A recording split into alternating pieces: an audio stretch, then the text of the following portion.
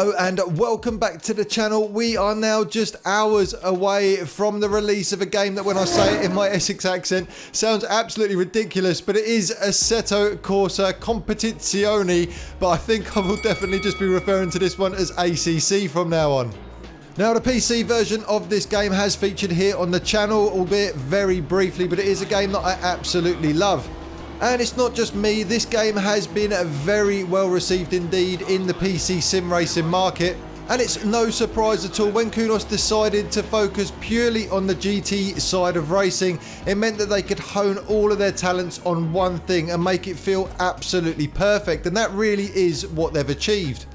There's a lot of people out there that would argue that this is the pinnacle of sim racing on PC, and now you are going to have the chance to have a go for yourself if you don't happen to have a gaming PC, but you have a PlayStation 4 or an Xbox One.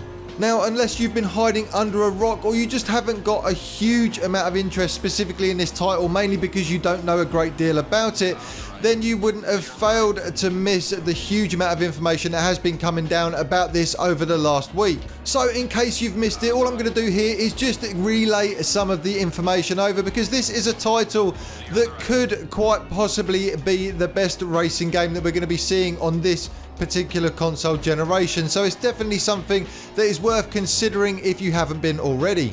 If you played the original Assetto Corsa when it first came to consoles, you may have been a little bit disappointed, and I really don't want that to put you off this particular title. There is some big differences here with how this game is handled versus the original Assetto Corsa.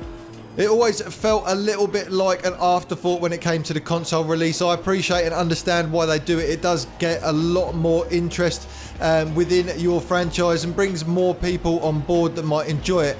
However, having no mod support over on the consoles has meant that the game just kind of died out quite quickly, whereas the PC one is consistently, even now, being updated almost daily with new content. But with ACC, it is all very different, because Kunos decided not to allow creator content into the game. So everything that we should be receiving on the consoles, as far as we are currently aware, should be exactly what is available on the PC.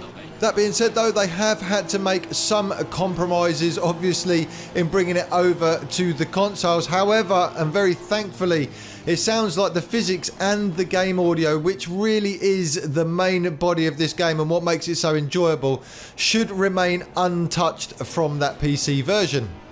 So the big compromise here is going to be the visuals, and unfortunately for all of you people out there that will not play a game that runs below 60 frames per second, and there seems to be a hell of a lot of you that are very much like that regardless of whether the game is meant to be good or not, this probably isn't going to be for you.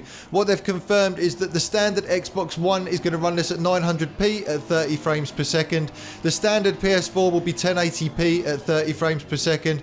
The PS4 Pro will upscale to 1800p at 30 frames per second, and the Xbox One X will be 2160p at 30 frames per second.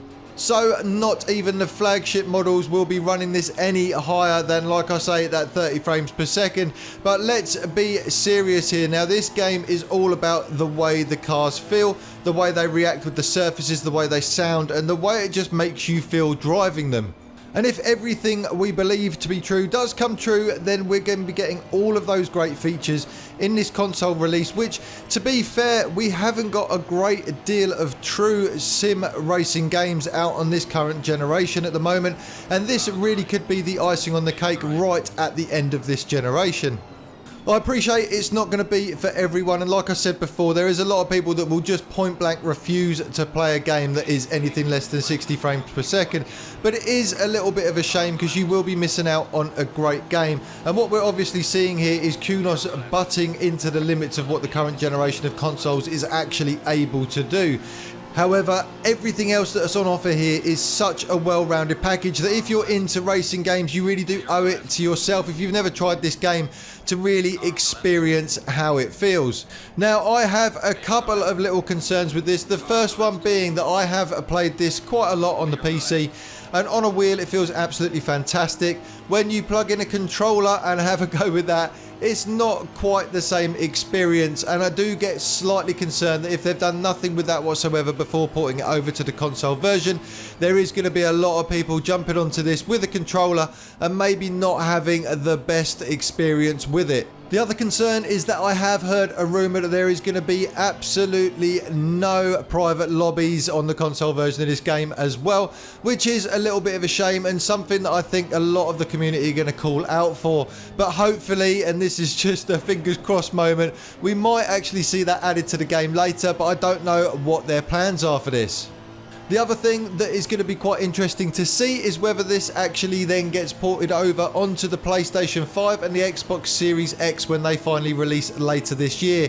There has been no confirmation of that so far. However, you would have to imagine that those new consoles would be able to give us a more similar experience to what is going on currently over on the PC with this game, and it is something that I would personally love to see happen early into the new generation.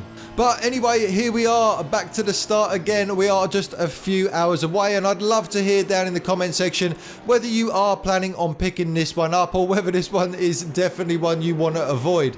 I'll definitely be picking it up in the morning, and I hope to get some more content out with the new console version tomorrow so that I can give you guys my first impressions. Don't forget to like, subscribe and hit that notification bell, and I'll see you on the next one.